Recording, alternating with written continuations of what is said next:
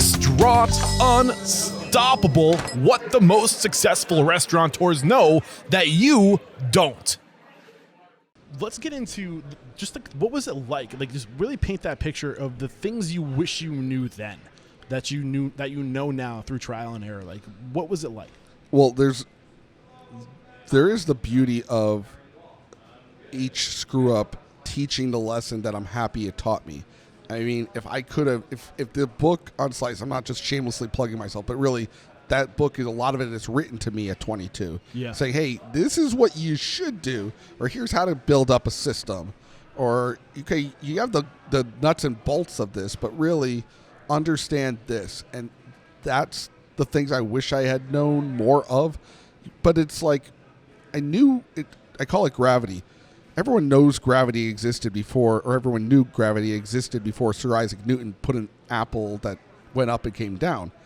He just defined it. So said why? Yeah. Yeah, he just said, okay, that's the law of gravity. Yeah. So I defined the certain rules and laws. I wish I had an employee handbook day one. Yep. I think the dumbest thing I assumed was that common sense was common. Nope. You know, it's just, you're like, okay, well, if I tell them what to do, they'll do it. Or if they say yes, then that must mean they know what to do. It doesn't mean they know what to do. You have to verify that they know what to do, and don't manage people like you would manage yourself. Yeah. But I also think there's a level of, you can't let yourself be, paralysis by analysis, like where you are afraid to start because you want everything to be perfect. I do think the approach you took is the best approach, which is just start. Maybe it's better to have something of a foundation as far as an operations, like a basic idea, but you're not going to fine tune those things until years later, because you're constantly learning. What you think might be the best way won't be you need trial and error. Like, it's not going to be perfect on day one. I fully agree. I would highly suggest someone not empower a 22-year-old to start a restaurant with limited restaurant experience. For sure. But you had a little bit of experience, right? I worked two different pizzerias, which I didn't pull my recipes from even. I had worked fine dining as an expediter with a little bit of a server. I learned more. I was better prepared for the job from the Marine Corps and being a camp counselor at the YMCA. Okay. Camp counselor at the YMCA taught me, when I have a bus full of kids and we get dropped off in downtown Oakland and they're 6 years old, how to get them all to obey so that they don't walk into the freeway at the Fortune Cookie Factory. All real stories. Like, let's play touch the wall. And if you don't touch the wall, you're dead. you might actually die.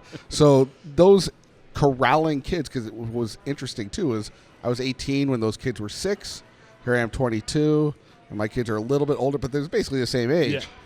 And they've grown up with me, and here I am 22 trying to control 18-year-olds. I think there's a lot of mistakes then that I knew, and my brother was working his job at Alamo Rent-A-Car, and we're like, let's make it a family thing. Let's have them all know us.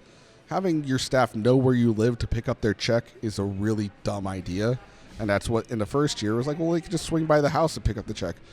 I absolutely hate that. I think creating boundaries is really smart that a lot of opening restaurants don't do. They want it to be, we're all family here. I do not like that. I do not prescribe to that. They're a team. I will go to the wall for my team, but they're a teammate.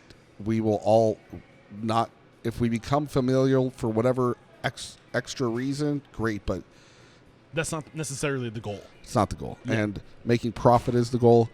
The product was not nearly as good as it should have been, but it was pretty darn good for opening with limited experience. But I was okay to say, okay, this could be better.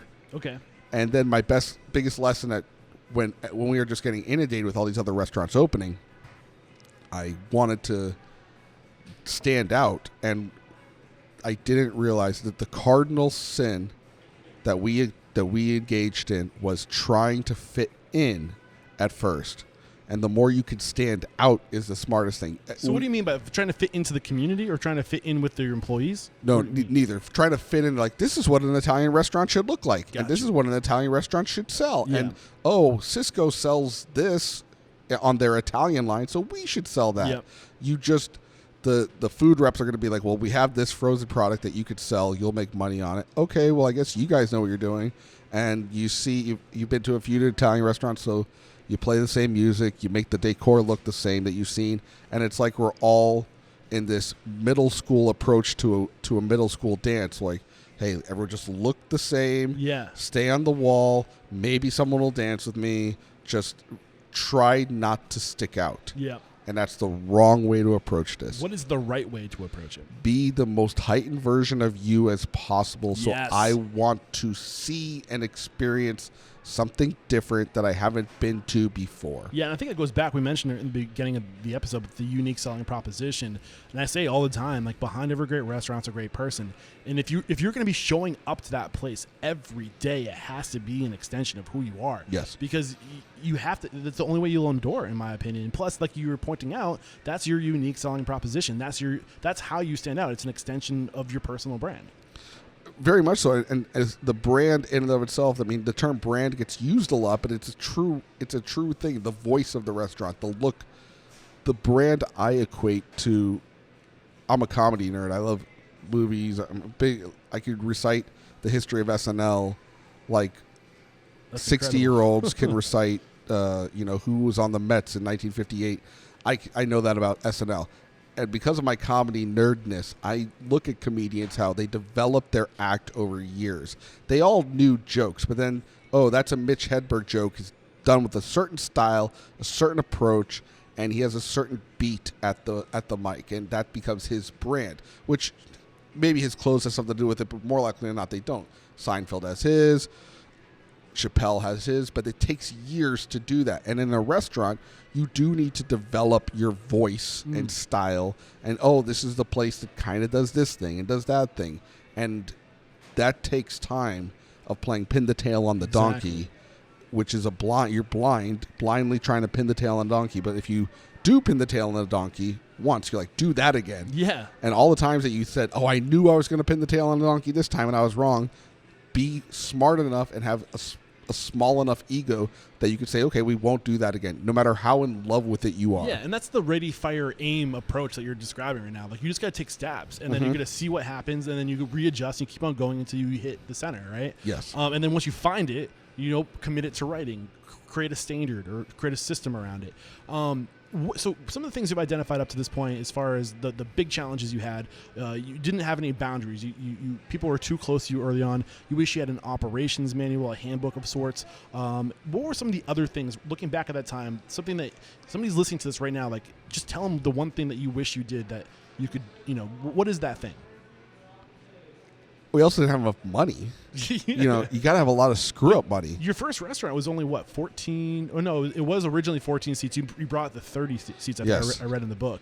But what is the benefit of starting small like that? Benefit of starting small is if you do screw up, it's not mountains of money on the line and not everyone's job. If you have, 7 people on staff and you lose one, it's like it feels much more gigantic because you lost 1/7 of your staff. But it's not something that you can't just redeem and come back from immediately. Yeah. If your food cost is at 40%, right now, if that happened to us over the course of a month, we'd have to debate, are we closing? But at one store, it's small enough that the consequences aren't so gigantic that you can't redeem yourself. Yeah. That's the benefit. We had 6 years of practice.